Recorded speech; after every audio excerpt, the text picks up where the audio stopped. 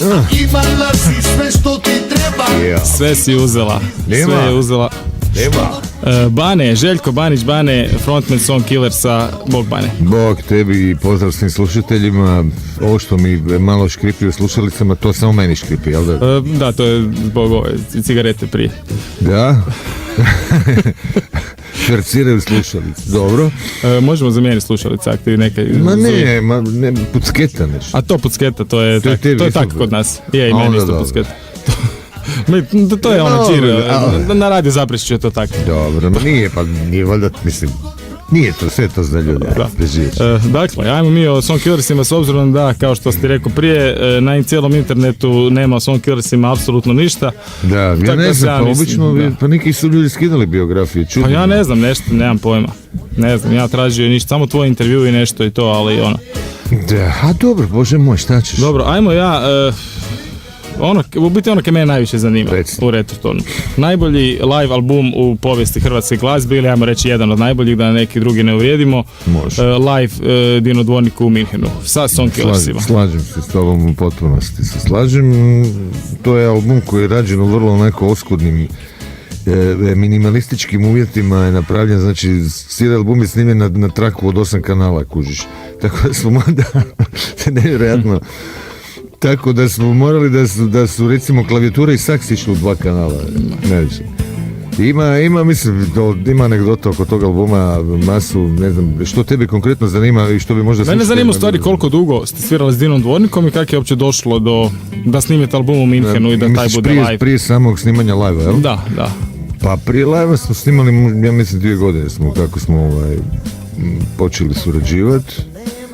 Znači, upoznali su se negdje u salonu, mi smo gore četvrtkom svirali, tad još nismo bili nešto autorski baš opredijeljeni, pa smo onda kavere neke svirali, ali smo i svirali da budu u skladu s našim imenom, znači nismo svirali kako svi rade. Sad sam se kao najbolje, ja sam išao onda u salon, ja mislim sam...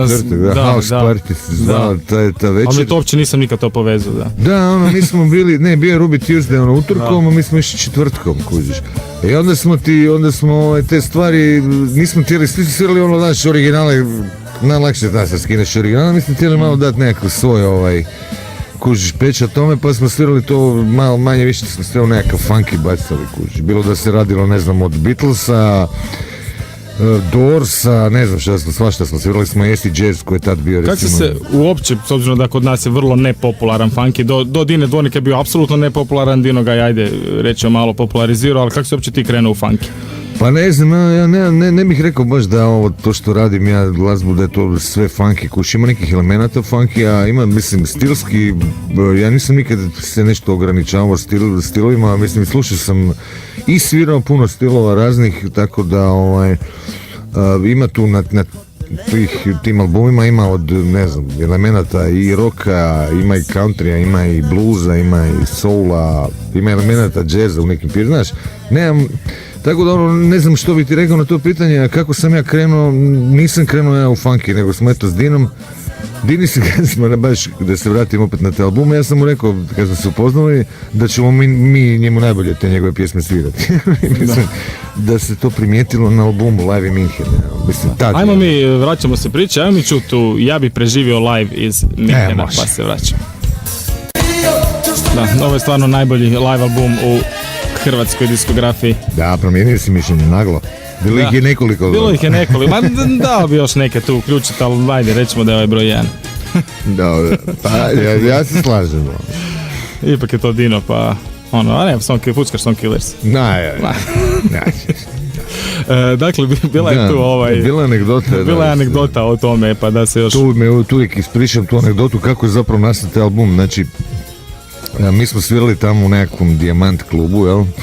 To ti onako u nekakvom predgrađu, ajmo reći, poluindustrijskom dijelu Minhena, nekakva bivša menza, kužiš, da, za šljake je preuređena kao u klub, gdje su dolazili sa ovih prostora ekipa, držao neki lik iz Dervente ili ovako, neko se i bio vlasnik, kužiš, i on je zvao sve, naravno, izvođače različitog spektra glazbe i mi smo došli petak, subota, nedelja, kao, u petak dođemo, napravit ćemo tonsku, sve napravimo tonsku, sve super, naravno, opustili smo se, bio je krcat klub, svirali smo ono dobar koncert, ali onako bili smo malo, oduzeli smo se malo od alkohola i tako. Da.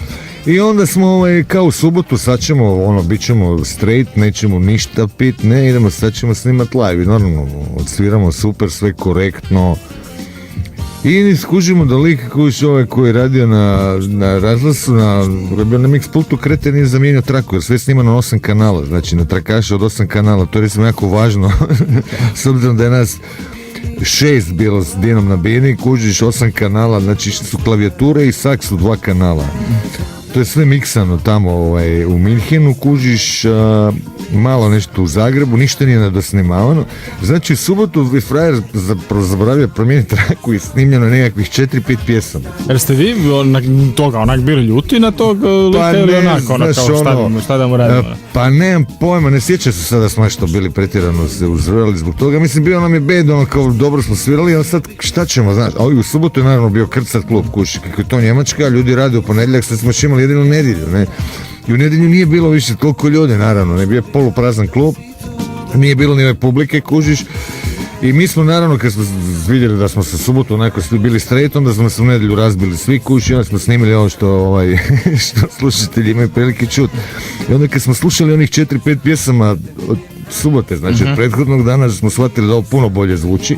Ne, ono isto super zvučalo, ali nekako je kao da je malo bilo sterilno, znači jer smo sve onako bili smo, znaš, kao strahovito koncentrirani, znači ono da bi mogli to što bolje snimiti, a ovo kad smo se totalno smo se opustili kući, onda smo skušali da treba ostaviti ovo od nedjelje, ne.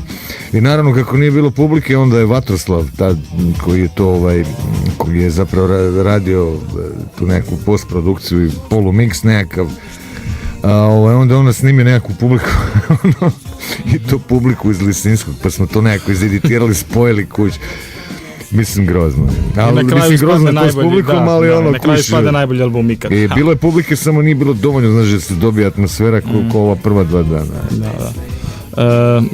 Koliko je Song Killersa bilo onda u bendu, a koliko ih ima sada? Misliš, iz te postave jedino ja. Jedino ti si ostao iz te postave. Pa band je zapravo, ne znam, u toj postavi da li snimio, nije, čak i prije prvog albuma su već klavijaturist i saksofonist nisu više bili u bandu. Jer je saksofonist je završio akademiju kako on Slovenac, i onda je tu studirao na akademiji saksofonu, onda nakon što je završio studij išao, vratio se u Sloveniju. Ja ne znam, s basistom i klavijaturiste su nešto radili s Boom, pa nismo se tu mogli poklopiti, onda su se našli neki novi ljudi i tako. Tako da u principu ja sam idejni tvorac i koji je zapravo stvorio band, sad, bez neke sad lažne skromnosti se da tu nešto ne, ali tako da u principu kogo dobro svira, dobro došao u bendu. Da, ajmo malo mi svirat, pa se vraćamo solo Song Killersima, sad ćemo tu još duet sa Dinom Dvornikom, Egoist. Ajde baš. I u prošloj, i u ovoj emisiji prisjetili smo se Dine Dvornika u prošloj emisiji sa Gopcem, sa Song Killersima, jedan i jedini, sluša nas gore. Je, najmuzikalniji lik kojeg sam ovdje upoznao, tako da.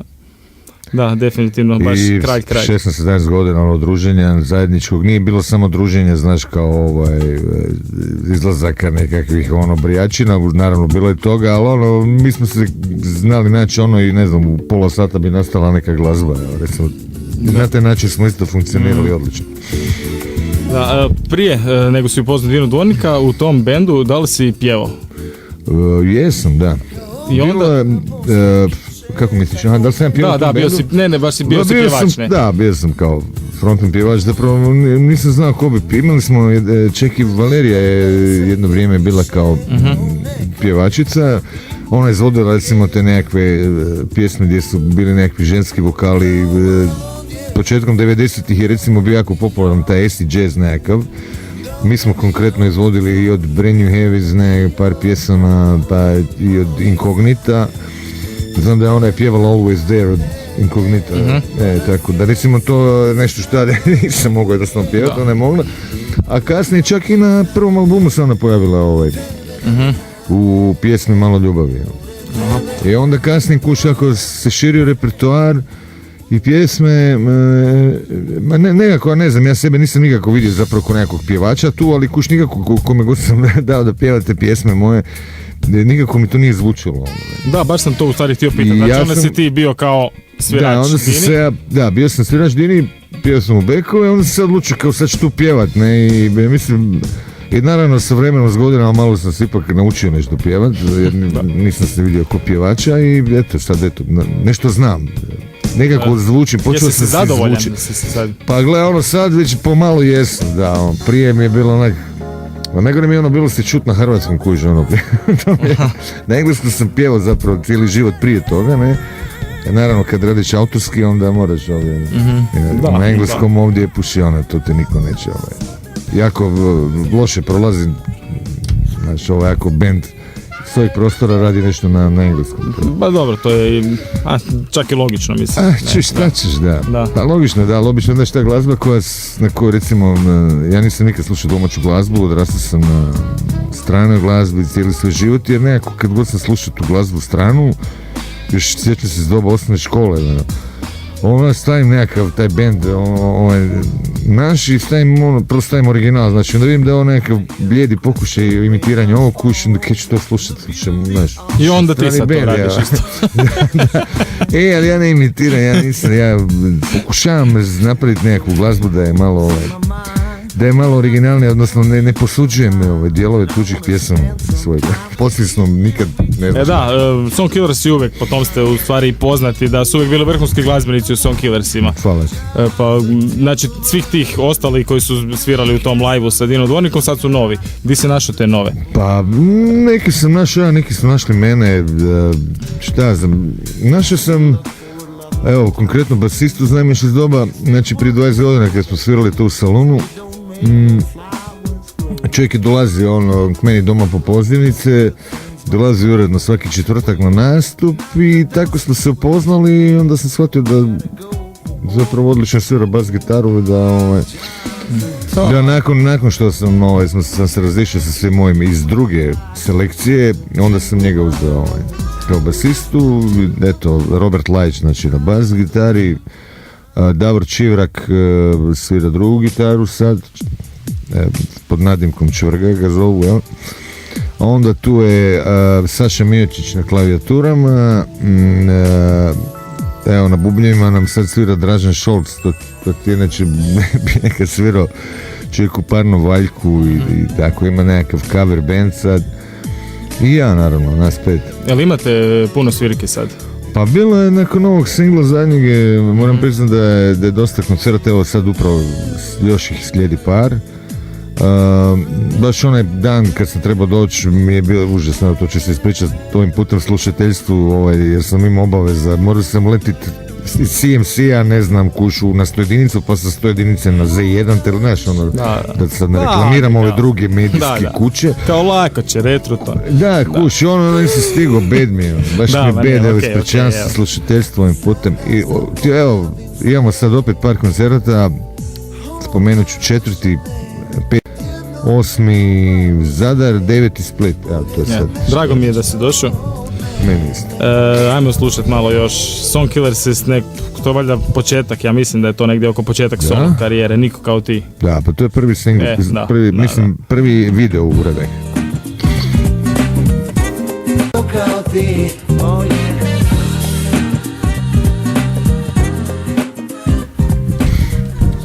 Da, to je prvi single, sad smo dosta... Prvi video broj, zapravo sjetio sam se, oprosti, što te prekidam, Malo ljubavi je bio prvi single, baš ono kao oficijalno, znaš. A ovo je onda bio poslije ili Niko kao ti je bio kao drugi single, ali sa video uratkom, znaš. Da, i onda su u stvari ljudi čuli baš za Song Killers kao band, a ne kao samo pratići od Dine Dvornika. Da, ali dugo nas je pratio taj kožiš epitet, etiketu smo dugo nosili to kao pratići band, ali dobro, mislim, to je valjda normalno, znaš, kad a dobro, bar ste bili pratići band dobrog izvođača. Pa to je najvažnije, da. Ajmo mi malo u sadašnjost. Novi single, u biti sad već nije nov, sad je već koliko je, pol godine, da. I više, single je zašao 5.9. Se pojavio, više, da. 5.9. se sjećam da je zašao u eteru i odmah nakon tjedan dana je ušao na onu nekakvu HR Top 40 na drugom mjestu u tjedan dana. Da, ali odlična je stvar, stvarno baš mi je drago da ste Da, došli. malo drugačije, da. Ono, Kako je došlo do opće suradnje sa Nikolom Marjanovićem, da ljudi koji ne znaju, pjevačem nekadašnjim Sejn, i da. Sejna i Radio Luksemburga? Tako, da, pa ja znam Nikolu dok je bio malo, dok je imao 5 godina. S obzirom sam s njegovim ocem tamo 80-ih sam svirao u bendu koji se zvao Tabasco Band, gdje su svirali sve najbolji muzičari ovdje zagrebački, ne znam, od Krune Levačića, Lime Barakovića, Saša Nestorović na saksu, Tamara Obrovac je svirala saks, pjevala pratiće, i Hrvoje Rupčić je svirao udareljke, i to su sve onda ljudi bili mladi, još nije bilo ni kubizma ili bio po obojima. Ko je još bilo? Bilo je ne znam sad, mislim, toliko je bilo ljudi, bio je Davor Križić na trubi, znači to su sve vrhunski muzičari, kuži. Znači ja sam imao 20 i nešto godina tad. I to mi je jako drago, normalno čak se navikne, kužiš, na tako dobre muzičare, pa zato tražiš normalno takve ljude. A Nikolu sam upoznao, su osnivač tog benda Hrvoje Marjanović, jel? Otac od Nikole. Je bio kuća, on je inače suosnivač, bio i Plave trave zaborava sa Draženom Vrdoljakom, to za ljude koji znaju. I on me zvao da dođe svirat kući s njima i eto, tako sam svirao s njima i tako sam upoznao Nikolu, kao malog koji je od malih nogu pokazivao sklonosti ka glazbi, jer otac mu se bavio glazbom, bavio još uvijek, ja mislim. I s Nikolom sam imao duet prije ovog, samo o tome smo pričali, duet je bio na engleskom, kužiš, pa Fields of Emptiness zove stvar, ne znam koliko je to, naravno da nije zaživjelo eteru. Je li to uopće negdje izašlo? Da, imaš na YouTube-u, i izašlo na zadnju kompilaciju. Aha, je. Vidiš, sjeti se, mogu sam donijeti kompilaciju. Imam ja u autu. Uglavnom, tako da s Nikolu sam poznavao, a ova stvar inače konkretno kako me sad pitaš za taj single, taj pjesma jednu godinu i pol dana nisam uopće znao šta bi s tom pjesmom. I bio sam u nekom čudnom razdoblju života i cijelo vrijeme sam se mislio prvo mi nešto falilo u toj pjesmi, s obzirom da nije bilo ovog srednjeg dijela, nego isto samo onaj ravnjak. I kao super, svi ljudi kojima sam to puštao kao je, dobro, super, odlično, to će biti. Ja mi nekako ništa ne znam. U čudnim razdobljima života najbolje pjesme nastaju. Da, i uglavnom Skansi, moram njega spomenuti, Srećan Sekulović, u čiji je studiju to rađeno, on je koautor ove pjesme, to za ljudi koji ne znaju. On je isto napisao i pola teksta i pola glazbe, jer on je njegovi onaj centralni dio gdje Nikola ulječe. I on me zapravo zvao, daj Bane, složio sam neki dio, sam stalno gnjavio, treba mi tu nešto da to malo prepolovi, kužiš stvar, da malo uspori to, da razbije tu vožnju, i on je to odlično to složio. Ja sam došao, Nikola otpjevao prvu kiticu, otpjevao je taj dio još jednu kiticu, meni je to dobro zazvučalo. I rekao, ajde, pjevat ću ja, i eto, kući, nastaje duet nakon godinu i pol dana, nadam se da neće proći toliko do sljedećih singla. Baš sam to htio pitati, 9 mjeseci, i ništa, Da, zar je već prošlo 9 mjeseci, pa treba je singl jedan izaći, kući, ali Skansi je, zapravo, pjesma je već u pripremi, ali Skansi je selio studio, kužiš, to je posao koji traje onak par mjeseci. Onda se ja razbolio, on dobio neku gripetinu, kuć, pa onda su meni uletili ovi nastupi što se tu nekako razvuklo, i sad smo se napokon odlučili da bi bilo vrijeme. Mislim, ja sam odlučio, on je dalje kužiš, gdje smo to mogli napraviti, kužiš, samo da eto ja da sam malo se da sam si dao malo truda, kuća, nekako sam se uljenio zadnje 2-3 tjedna, pa ali obećajem, evo drugi tjedan ću to ja. Dobro, zašto je sad dupli best of nakon prije jednostrukog, meni se to super sviđa kod benda da izdaju best of, ali meni uvijek draže kupiti best of neki pa to smo stavili neke pjesme, vidiš kad si spomenuo neke pjesme koje nisu nigdje objavljene, možda na nekim davnim kompilacijama, tipa onaj duet s Dinom, Nema mene. To je recimo to je jedno od naših prvih opće pjesama autorski kao zajedničko. Ali kad izlazi sad, već dugo nije izašao studijski album? Pa nemam pojma, znaš šta ti, sad je s tim studijskim albumima je da moraš izdati hrpu singlova da bi napravio album. Da, pa zato ću ja rađe iznad single kuć, da se dan truda, nego kad radiš 10 pjesama od jednom ili 12, ne znam, za album, Znači treba ti nekakvih, ništa drugo ne bi čovjek trebao raditi jedno pola godine do godinu dana. I onda opet nije to garancija kuš da će ti svaka ta pjesma baš ono... Dobro, nije, ali ovom tvojom brzinom, znači, Dobro, album izlazi za jedno 8 godina. To je brzina ove godine i malo prošlo, znaš, ali nije inače. Bit će bolje, ajde vidjet ćeš, nema. Ajde, idemo slušati, znači zadnji single od prije 8,5-9 mjeseci. Ajmo. Dio mene sa Nikolom Marjanovićem.